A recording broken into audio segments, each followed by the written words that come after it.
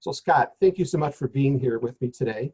Welcome, and tell us a little bit about yourself and how you came to found Arbor Insight. Well, thanks, Jay. It's a real pleasure to be here with you this morning. You know, for 25 years now, I've been focused on the issue of proactive risk management from my perspectives in law enforcement, national security, and most recently, corporate security.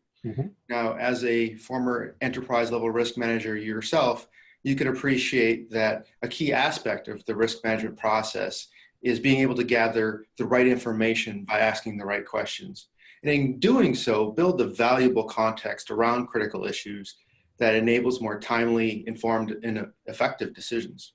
You know, at Arbor Insight, our mission really is to help individuals and organizations better understand the vital context in which critical decisions are made.